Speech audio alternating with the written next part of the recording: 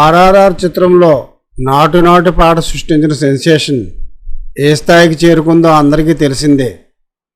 దేశవ్యాప్తంగా సంచలనం సృష్టించిన ఆ సాంగ్ ఆ తర్వాత హాలీవుడ్ని కూడా ఊపేసి జపాన్లో క్రేజీగా మారి చివరికి ఆస్కార్ అవార్డు సైతం గెలుచుకుంది.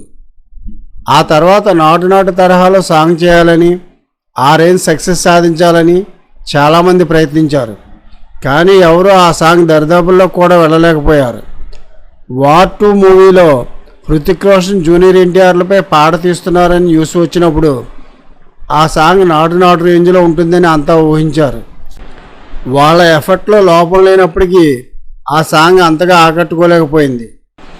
ఇప్పుడు ఎవరు ఊహించిన విధంగా నాటు నాటుని కొట్టేస్తాయి సాంగ్ వచ్చేసింది. గ్లోబల్ స్టార్ రామ్ చరణ్ నటించిన పెద్ది మూవీ నుంచి ఫస్ట్ సింగిల్ రిలీజ్ అయ్యి 24 గంటలు దాటింది.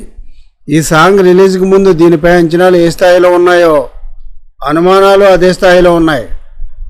ఈ సినిమాకి legendary music director AR Rahman సంగీతం అందిస్తున్నారు. ఆయన నుంచి వచ్చే ఆల్బమ్స్ ఒకప్పట్లో క్లిక్ అవ్వడం లేదు, అందుకే అనుమానాలు. చరణ్ బుచ్చిబాబు కాంబినేషన్ వల్ల అంచనాలు. కానీ సాంగ్ రిలీజ్ తర్వాత అనుమానాలు పటాపంచలయ్యాయి. అంచనాలను మించిపోయే స్థాయిలో సాంగ్ ఒక్కసారిగా బ్లాస్ట్ అయింది. ఈ పాటలో ఒక్కరు కాదు 7 హైలైట్ అయ్యారు. అందుకే సాంగ్ ఆ స్థాయిలో బ్లాస్ట్ అయింది. మొట్టమొదటి చెప్పుకోవాల్సింది ఈ సాంగ్లో mega power star Ram Charan grace and is గురించి. చికిరి చికిరి అంటూ సాగే ఈ పాట ఈ రేంజ్లో సంచలనం అవడానికి ప్రధాన కారకుడు చరణే. నాటు నాటు పాటలో ఎంత ఈజీతో ఎంత గ్రేస్ఫుల్గా స్టెప్స్ వేశారో అంతకు మించి ఈ పాటలో చించేశారు చరణ్. క్లిష్టతరమైన స్టెప్పులను కూడా ఎంతో ఈజీతో గ్రేస్తో వేయటం చరణ్కే చెల్లింది. ఇక లెజెండరీ మ్యూజిక్ డైరెక్టర్ రెహమాన్ అయితే అదిరిపోయే ట్యూన్ కట్టారు ఈ పాట కోసం. రెహమాన్ ఈజ్ బ్యాక్ అనిపించారు.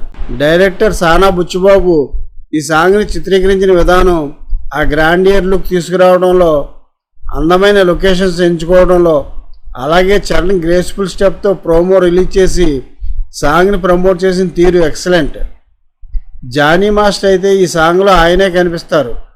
ఆ స్థాయిలో కోరియోగ్రఫీ చేశారు జానీ మాస్టర్.